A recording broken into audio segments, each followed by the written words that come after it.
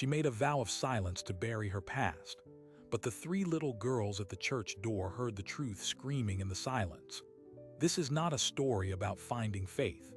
It is a story about a woman who used a convent as a hiding place, a sanctuary built on a lie, until the most innocent of forces, 6-year-old triplets, unraveled it all with a single, devastating question. Her name was Alara Vance. To the world, she was Sister Mary Augustine, a woman who had found peace within the sacred walls of St. Michael's. But that peace was a carefully constructed prison, built the moment she fled her wedding altar, trading a lace gown for a nun's habit. Now, the innocent curiosity of 3 children is about to pry open a door she sealed shut forever. What they found wasn't a story of divine calling, it was a confession. 6 years earlier, Alara Vance wasn't seeking God. She was running from a man. Julian Thorne was more than a fiancé, he was an institution. His family owned half the county, and their wedding was the social event of the decade. 500 guests, a dress costing $80,000. But as she stood at the end of that petal-strewn aisle, seeing his cold, triumphant smile, she didn't see a future. She saw a life sentence in a gilded cage. So 20 minutes before "I do," she did the unthinkable. She climbed out a bathroom window, hitchhiked in her wedding gown to the nearest bus station, and bought a one-way ticket to anywhere. She got off in a town named Shepherd's Cross, saw the spire of St. Michael's, and walked inside. She didn't pray. She begged. She told the elderly priest, Father Anselm, a half-truth, that she was fleeing an abusive situation. She omitted the part about the ring, the guests, the society pages. Moved by her raw terror, he gave her sanctuary. The convent attached to the church offered a probationary postulancy, a trial period. To the Mother Superior, Sister Ignatius, Alara was a wounded soul seeking refuge. Alara knew the truth. She was a fugitive using the habit as camouflage. For years, the disguise held. Sister Mary Augustine was quiet, diligent, and devout. She found a grim peace in the ritual, the silence, the anonymity. The outside world and Julian Thorne faded to a distant nightmare.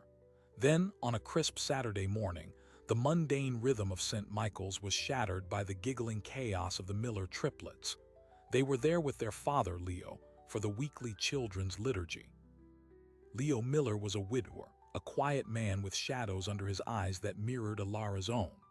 After the service, while Leo spoke with Father Anselm, the girls Emma, Olivia, and Sophia were supposed to be coloring at the back. But curiosity, that relentless engine of childhood, took over. They wandered into the dim, empty main chapel, and there they saw her. Sister Mary Augustine, alone in a pew, her head in her hands, her shoulders shaking with silent sobs. She wasn't praying. She was breaking. The triplets didn't retreat, they advanced. With the terrifying empathy of children, they surrounded her. Emma, the boldest, reached out and tugged the rough fabric of her sleeve. "Sister," she whispered, "why is your heart crying?" Alara jumped, hastily wiping her face, forcing a brittle smile. "I'm just praying, sweetheart." But Olivia, the observer, pointed a small finger. "You don't have a ring. My mommy had a ring. Did you lose yours?" The question was an arrow to a hidden wound.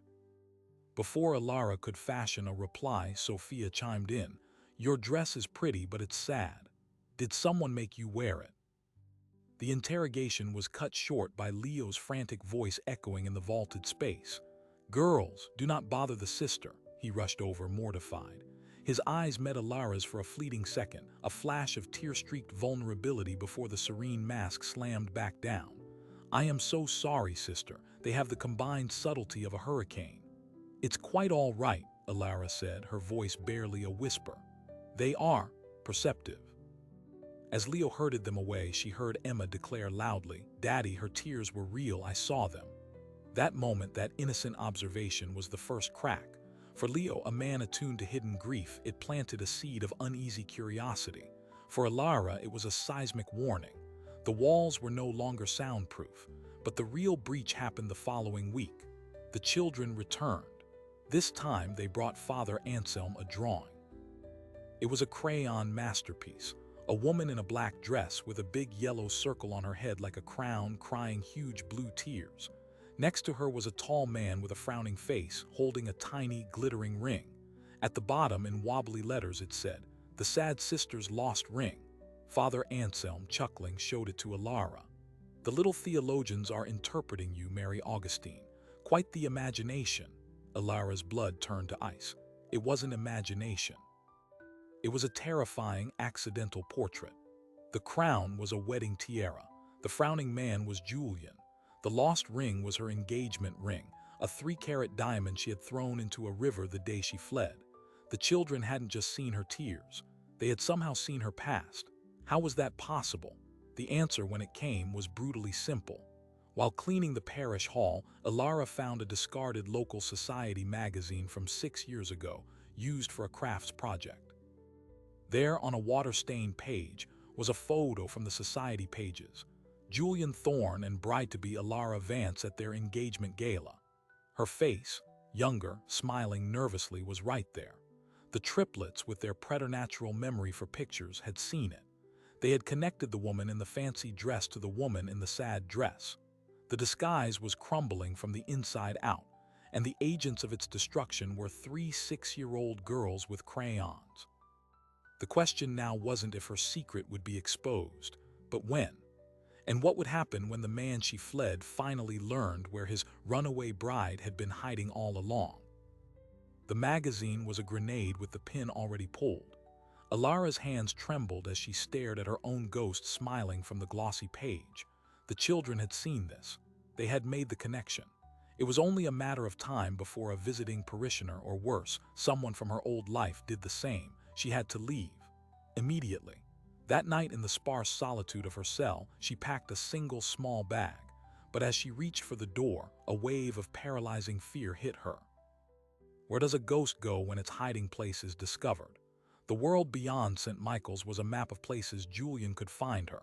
Here, at least, she had a fragile shield of sanctity. As dawn broke, she made her decision. She would stay, but she had to neutralize the threat. She found Leo Miller the next morning fixing a loose pew hinge in the empty church. The triplets were at school. "We need to talk," she said, her voice stripped of its serene nun's cadence. It was raw, edged with panic. She showed him the magazine. Leo's face, usually kind and open, went through a rapid transformation, confusion, recognition, then dawning horror. "That's you," he stated flatly. "Alara Vance, the runaway bride. It was in all the papers for a week. They said you had a nervous breakdown." "They were wrong," Alara whispered, the walls of the church seeming to close in. "I was running for my life, not from a nervous breakdown, but from a man who sees people as property. And now, your daughters know." Leo sank onto the pew, running a hand through his hair. "They're kids. They don't understand what they saw. But they will talk," Alara insisted, a desperate urgency in her eyes. "To a teacher, to a friend's parent. Word will get out, and he will come. You have no idea what he's capable of." Leo studied her face, the genuine terror there. He'd seen that look before in the mirror in the first raw months after his wife died. It was the look of someone being hunted by a shadow they could never outrun. "Why are you telling me this?" he asked quietly. "Because you're a father, you understand protection. I am asking you, I am begging you, to tell your girls it was a mistake, that the picture was of someone else. Make up a story, please." But Leo shook his head slowly. "I won't lie to my children, but," he added, seeing her hope shatter, "I will protect you." The statement hung in the air, heavy and improbable. "How?" Alara breathed. "You're a carpenter, he's an empire." "And you're a nun in my parish," Leo said, standing up, his decision solidifying as he spoke. "My girls stumbled into your secret. That involves me now. We contain it together." An uneasy, silent partnership was forged in that moment. Leo's motivation wasn't purely altruistic. His daughters had touched this live wire. He needed to insulate them from whatever shockwave might follow. For Alara, he was the only ally behind enemy lines. The first test came that afternoon. The triplets, energized by their detective work, descended on Alara after school.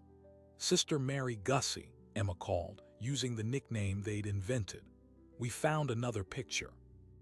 It was in a big book at the library. Alara's heart stopped. But Leo smoothly intercepted. "Girls, that's enough. The sister is a private person. Her life before she came here is her business, not a treasure hunt." "But Daddy, she was a princess," Olivia protested. "She looked so sad in the picture, like the princess in the tower," Sophia added, her little brow furrowed with the effort of understanding. Leo knelt down to their level. Sometimes, he said, choosing his words with immense care, people leave their old castles because they weren't happy. They find a new, quieter home where they can be at peace. Asking too many questions can break that peace. Do you understand? The girls, sensing the unusual gravity in their father's voice, nodded solemnly. It was a stopgap, not a solution. The pressure began to mount from another direction. Sister Ignatius, the Mother Superior, a woman with the perceptive eyes of a hawk, summoned Ilara. Sister Mary Augustine, she began, her tone not unkind but deeply concerned. There have been whispers. The Miller children are fixated on you. Their father is here more often, speaking with you in corners. This closeness, this disruption to the quiet order of our life, it is concerning. Ilara felt the walls of her second prison, the convent, begin to constrict. I am simply offering pastoral guidance to a widower and his children, sister. Is that all? Sister Ignatius asked, her gaze piercing. Your distress has been palpable for weeks. The vow of silence is not just about speech. It is about inner stillness. Yours is shattered. I must ask you directly, is there something from your past that is preventing you from fully embracing your final vows? The question was a trapdoor beneath Ilara's feet. Final vows were approaching, a lifelong, irreversible commitment to the order. To take them under false pretenses was a profound sin. To refuse them would raise unanswerable questions. She was caught between canon law and her own survival. Meanwhile, Leo's own investigation began. He couldn't lie to his kids, but he could arm himself with the truth. He dug through old newspaper archives online. The story was just as he remembered. Heiress vanishes on wedding day. Family fears foul play. But as he read between the lines, a darker picture emerged. Quotes from close friends of Julian Thorne painted Ilara as unstable, impulsive. Julian himself, in a masterful performance of concerned grief, had offered a substantial reward for information, claiming he feared for her safety. It was the perfect cover, portraying himself as the devoted fiancé while subtly suggesting she was unwell. But Leo found a comment, buried deep in a gossip forum from years ago, from a deleted account. She told me she felt like a doll in a display case. He picked out her clothes, her friends. He had keys to her apartment. It wasn't love. It was a takeover. The pieces clicked. This wasn't a simple case of cold feet. Ilara hadn't just left a man, she had escaped a warden. His next move was a risk.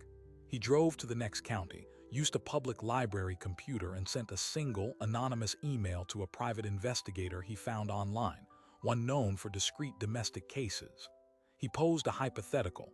If a woman fled an engagement to a powerful man 6 years ago, and that man never stopped looking, what resources would he use? How would he find her? The reply was chillingly efficient. Financial forensics first. Tracking credit cards, bank activity. Then digital dragnet, facial recognition on social media, public camera feeds in areas of interest. If she's truly off-grid, he'd turn to human intelligence, putting pressure on old friends, family, or hearing freelancers to canvass places she might run to, small towns, religious communities. A man with resources doesn't give up. He just waits for a mistake. Leo drove home in a cold sweat. The mistake had already happened. It was 3 little girls and a forgotten magazine. The mistake multiplied. A parish potluck turned into a nightmare. The triplets, in a well-meaning attempt to be friendly, presented Ilara with a new drawing. This one was for the whole church to see. It showed the sad sister smiling, standing between a man who looked like Leo and 3 little girls. Above it, it said, "We love Sister Mary Gussie." It was sweet. It was devastating. An elderly parishioner, Mrs. Gable, peered at it. Why, doesn't the sister look like that poor girl who disappeared? The Vance girl, I followed that story. She squinted at Ilara, who had turned the color of parchment. Leo stepped in with a booming, forced laugh. Mrs. Gable, your imagination. That's the Miller family artistic license. The moment passed, but the fuse was lit. Mrs. Gable might forget a name, but she wouldn't forget a face. Gossip in a small parish was a virus. That night, Ilara knew the endgame had begun. She met Leo in the shadow of the church garden. "It's over," she said, her voice hollow. "I have to run tonight." "And go where?" Leo argued. He'll find you, you're running scared, and that's when you make fatal errors. We need a better plan. Alara shot back, a flicker of her old spirit returning. There is no we, Leo. This is my disaster. I won't drag you and your children into it. You have no idea the legal power Julian has. He could take your girls from you just by accusing you of harboring a mentally unstable fugitive. He'd ruin you with legal fees before breakfast. The threat was real, and it silenced Leo. He had faced loss before. The thought of losing his daughters was an abyss he couldn't even glance toward, but retreating felt like a moral failure. Then we fight, he said, the words surprising him as much as her. We use what we have. You have the sanctuary of this church for now. I have a story. We go public first. Alara stared at him in disbelief. Go public? Are you insane? We control the narrative, Leo said, his mind racing. We go to Father Anselm. We tell him the truth, the full truth. We ask for the church's protection. We frame it as a modern-day sanctuary case. A woman fleeing coercive control. The church has a history of that. It's a gamble, but it turns you from a hiding liar into a protected victim. It puts a wall of scripture and public opinion between you and him. It was a bold, dangerous plan. It meant trusting the institution she had deceived. It meant exposing all her lies to the gentle, trusting Father Anselm. It meant placing her fate entirely in the hands of others. But the alternative was a lifetime of running. She nodded, a single, shaky movement. They would meet with Father Anselm in the morning. But as they parted, neither noticed the unfamiliar car idling at the far end of the street, its driver watching the church through tinted glass. The email Leo had sent, anonymous as he tried to be, had left a digital footprint. A footprint someone with resources could follow. The hunter was no longer just waiting. He was already at the gate. And as Alara prayed for courage in her cell, the front door of St. Michael's Rectory, 300 miles away, was being approached by a tall, well-dressed man with a calm, ruthless smile, ready to ask the priest some questions about a missing woman. The man at the rectory door wasn't Julian Thorne. It was a private investigator named Silas, whose smile was as cold as his retainer. He presented Father Anselm with an old, grainy photograph of Alara. We have reason to believe a woman matching this description may have sought refuge here several years ago. Her family is deeply concerned for her well-being. They just want to know she's safe. It was a soft opening, a probe. Father Anselm, a man who believed in the inherent goodness of others, felt a pang of sympathy for the worried family. But something in the man's detached tone set off a quiet alarm. Many souls pass through our doors seeking peace, the priest said carefully. I cannot discuss individual confidences. Silas nodded as if he'd expected that. He left a card.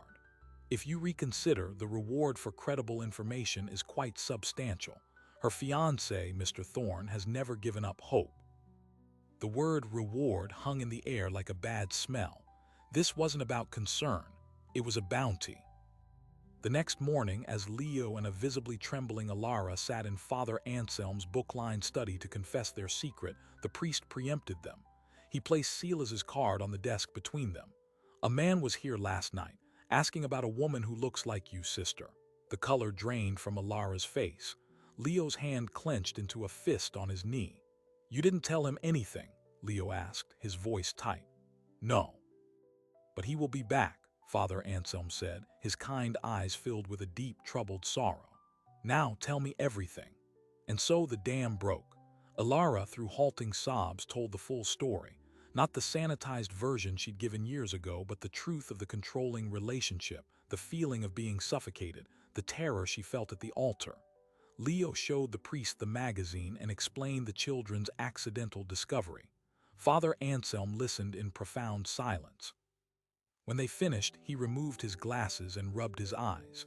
You have lived a lie within these holy walls, my child. A lie of omission, but a lie nonetheless.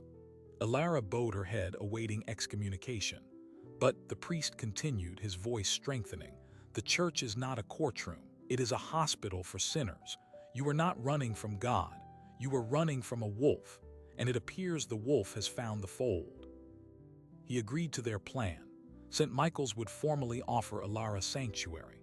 They would frame it as a spiritual and moral duty to protect a vulnerable woman from a coercive past. Father Anselm would reach out to the diocesan bishop for support and to a friend who was a canon lawyer. But as they were formulating their defense, the second wave hit. It didn't come from Silas. It came in the form of a registered letter delivered to the convent, addressed to Sister Mary Augustine. Inside was a single sheet of elegant stationery. The message was short, typed, and brutally effective. Ilara, 6 years is long enough for a childish tantrum. Your mother is unwell. She asks for you. I have enclosed a photo from last week's family gathering. Come home and we can put this unfortunate episode behind us. There is a car waiting at the edge of town. Do not make me ask the police to escort you. You know that would break your mother's heart. Julian, paperclipped to the letter, was a recent photograph of Ilara's mother, sitting at a lavish dinner table, looking thin and strained, with Julian's hand resting proprietorially on her shoulder. It was a masterstroke of psychological warfare. He wasn't threatening violence. He was weaponizing her guilt and love. He was also demonstrating his pervasive reach. He knew exactly where she was, and he was in her family's home. Ilara collapsed under the weight of it. The mother she hadn't spoken to in 6 years, used as a pawn. He's gotten to her, she whispered, the letter fluttering from her fingers. He controls them all. Leo picked it up, reading it with mounting fury. This is a threat. We take this to the police now. But Ilara shook her head violently. You don't understand. He is *the police in his world. He plays golf with the chief. He's on the board of the hospital. A letter. They'll say it's a concerned family member reaching out. He hasn't done anything illegal. But he will, Leo said, and we'll be ready. The convent, however, was fracturing under the pressure. Sister Ignatius, upon learning the full, scandalous truth, was livid. She saw not a victim, but a deceiver who had brought worldly chaos into their sacred retreat. In a heated chapter meeting, she argued for Ilara's immediate dismissal from the postulancy. She entered under false pretenses. She is a flight risk from a secular scandal. We are a house of prayer, not a hideout for runaway brides. Father Anselm fought back. We are a house of mercy, sister. Would you cast the lamb back to the wolf, because the lamb was not perfectly honest when it ran for its life? The disagreement split the community. The peaceful halls of St. Michael's now echoed with tense whispers. Then the unthinkable happened. During Sunday Mass with the church full, the triplets were in the front pew. As communion began, a man in a dark suit entered and stood at the very back. It was Silas, the investigator. He didn't take a seat, he just watched. His eyes scanned the congregation, lingering on the nuns' choir, finding Ilara. He didn't need to approach. His presence was the message. I see you. There is no hiding. Emma Miller turned around and saw him staring. She tugged her father's sleeve. Daddy, that man is looking at Sister Mary Gussie. He looks mean. Leo followed her gaze and felt a cold jolt of recognition. The plan was unraveling in real time. After the service, Silas was gone, but the damage was done. The community had noticed the stranger. Questions began to circulate. Leo, now operating on a war footing, made his own move. Using his skills as a carpenter, he installed simple but effective security measures at the convent's guest wing where Ilara's cell was located. A sturdy deadbolt, a motion sensor light outside her window. He also gave her a basic pay-as-you-go phone. If you see anything, you call me. Immediately. It was a tangible gesture of protection that moved Ilara to tears. The connection between them, forged in crisis, was deepening into something more, a partnership, a fragile trust. But Julian Thorne was playing a multi-dimensional game. The following day, Leo received a visit at his small carpentry workshop. 2 men in suits, not Silas this time, presented him with a subpoena. Julian Thorne, through his lawyers, was petitioning the court for a mental health evaluation and potential conservatorship over Ilara Vance, citing her historical pattern of erratic behavior and flight risk. The legal documents named Leo as an associated person who might be harboring her. The message was clear: back off or get dragged into a legal nightmare you can't afford. They also handed him an envelope. Inside were printed screenshots from a social media page, a fake profile in Leo's name, filled with ranting, unstable posts. It would be a shame if this came to light during a custody review, one of the men said smoothly. A single father under stress exhibiting unstable online behavior. Family court tends to err on the side of caution. They were threatening to take his children. Leo, for the first time, understood the true, annihilating power he was up against. This wasn't a fight, it was a demolition. He went straight to Alara, his face ashen. He showed her the subpoena and the fake social media prints. "He's not just coming for you, Alara. He's coming for my girls. I can't, I'm sorry." Alara saw the terror in his eyes, the same terror she'd felt at the altar. Her resolve hardened into something cold and clear. "Then it ends. Tonight, I'll go to the car. I'll go with him." "No," Leo grabbed her arm. "That's what he wants. You can't." "And I can't let him destroy you," she cried. "You and those girls are the only good, true thing that's happened since I got here. I won't be the reason you lose them." Their argument was interrupted by the sound of children's laughter. The triplets came running into the church garden, followed by a breathless Mrs. Gable from the potluck. "Leo, you'll never believe it. The girls were playing detective with my old tablet and they found a video." Emma thrust the device at her father. On the screen, frozen, was a news segment from 6 years ago. It showed Julian Thorne giving a press conference a week after Alara's disappearance. He was the picture of grief-stricken concern. But as Olivia pointed a small finger, "Watch his eyes, Daddy." When the lady asks the question, Leo pressed play. The reporter asked, "Mr. Thorne, is there any truth to the rumors that Alara had expressed fear of the marriage?" Julian's face remained a mask of sadness, but his eyes, for a fraction of a second, flickered with pure, undiluted fury before he composed himself and denied it. It was a micro-expression, the kind only a child, utterly focused on the face, would notice and question. "He's lying," Sophia said matter-of-factly. His face got angry before he talked. That tiny, recorded glimpse of Julian's true nature was the weapon they didn't know they had. It was nothing in a court of law, but in the court of public opinion it could be everything. Leo looked at Alara, a new plan forming. "We don't fight him in his courtroom. We fight him in the town square. We show people who he really is." But before they could act, Sister Ignatius found them. Her expression was grim, final. "The bishop has been informed of the situation. The diocesan lawyer advises that the church cannot legally shield you from a valid court order, sister, and the scandal is disrupting the parish. You have until tomorrow morning to leave the premises. I am sorry." The sanctuary had officially been revoked. Alara was exposed, with a subpoena hanging over her, a bounty hunter in the shadows, and a manipulative letter using her mother as bait. She had nowhere to run, and the man she feared was closing in with the full force of law and money.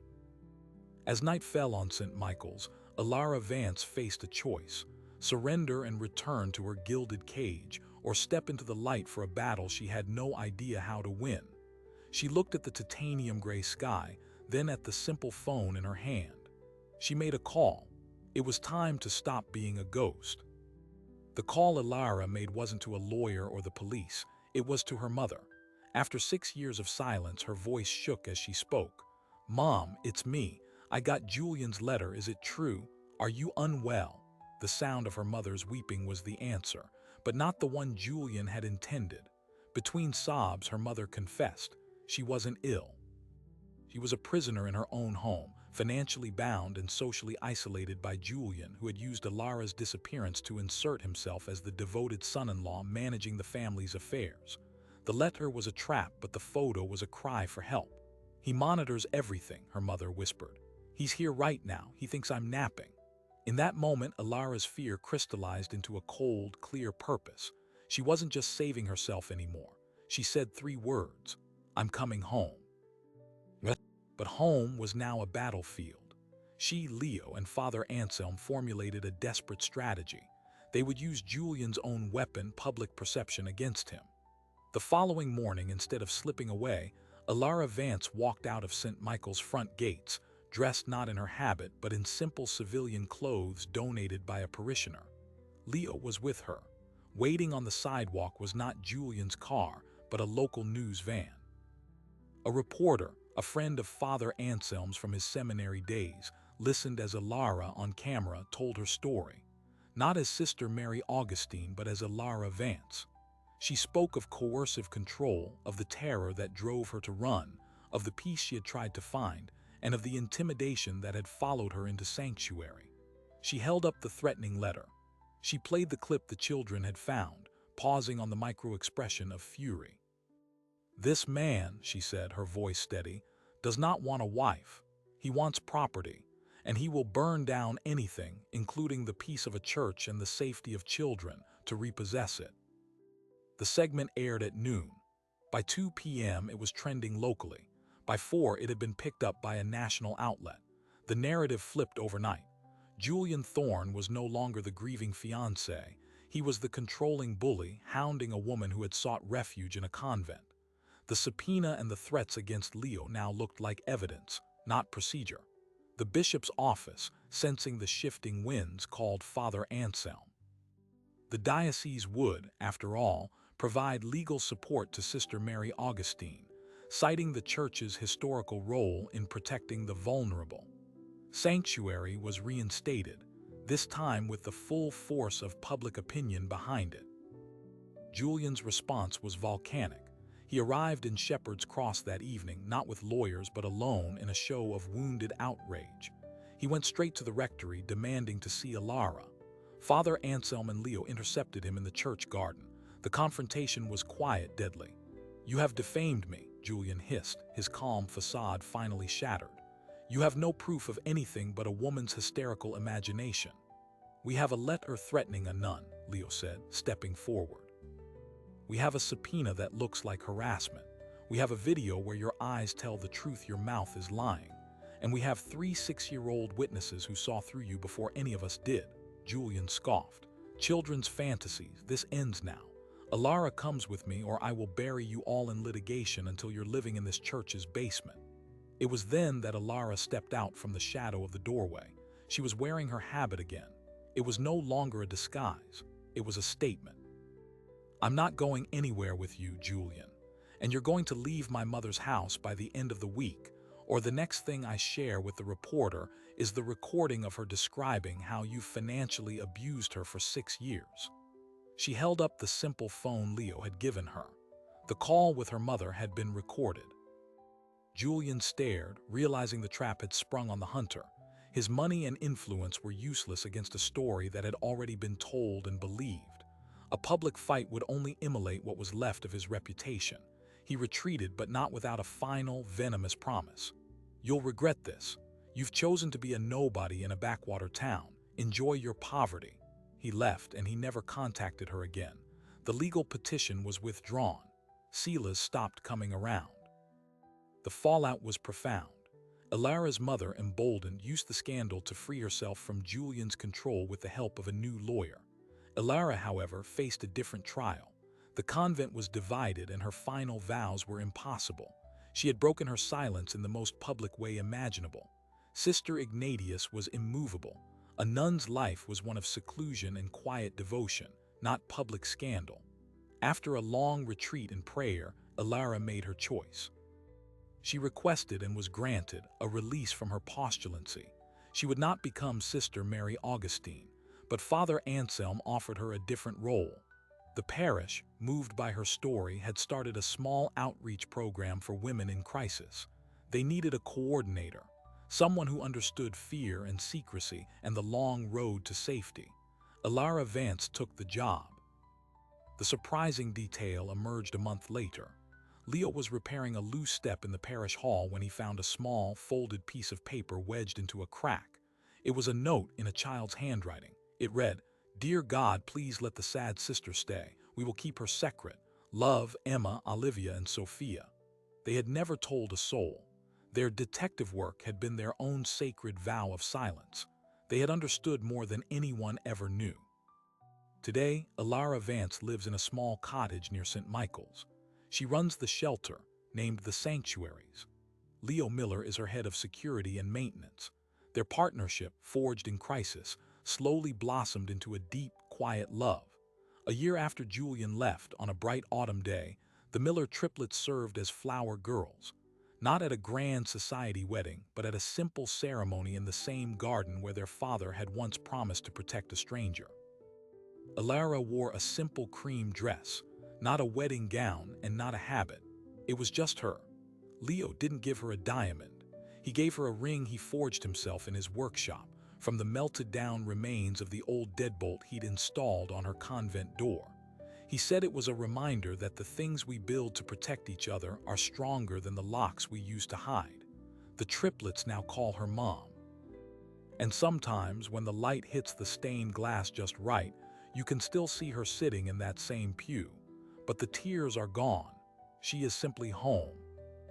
So what became of the runaway bride and the triplets who found her?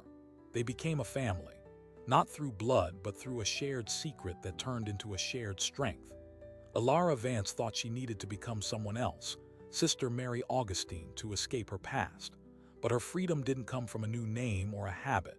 It came from being truly seen, first by 3 innocent children, and then by a community that chose to protect her not as a nun, but as a person. The greatest sanctuary she found wasn't within the stone walls of a church, but within the fragile, powerful walls of trust built between her, Leo, and those little girls. This story forces us to ask a difficult question. How many people around us are living in a kind of silent sanctuary, hiding behind a role, a job, a smile, or a story, because the truth of their past feels too dangerous to let into the light? The accountant who was once a dancer, the quiet neighbor who fled a war, the successful executive who is secretly terrified of failure. We all wear habits of one kind or another.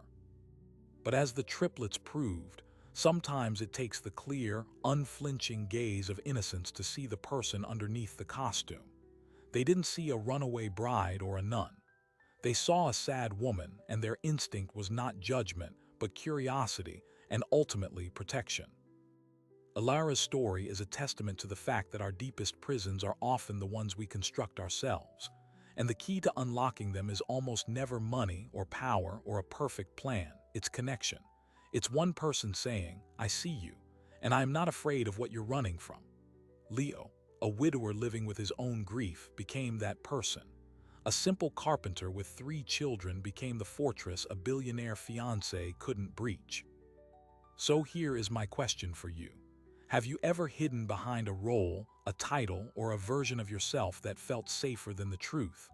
Or have you been the one to look at someone, the quiet coworker, the standoffish neighbor, the person in a uniform, and seen a hint of a story they weren't telling? The world is full of hidden chapters. Sometimes the most profound act of courage isn't a grand gesture, but the decision to stop turning the page for someone else, and instead, gently ask if they'd like to tell their story. If this tale of secrecy, sanctuary, and unexpected family resonated with you, please let me know in the comments below. Share your own stories of hidden truths or unexpected connections. Your insights are what make this community so special. If you want to support more deep dives into the extraordinary stories of ordinary people, please give this video a like.